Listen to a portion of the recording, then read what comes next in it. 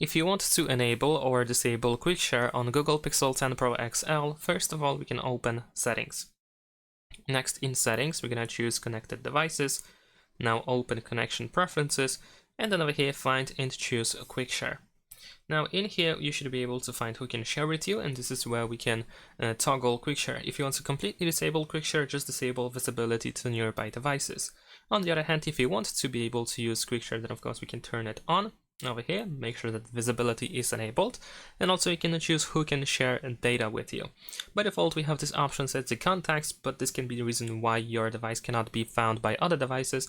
So just to be sure that you can be spotted by everyone, then you can switch to everyone, or everyone for 10 minutes if you just need 10 minutes.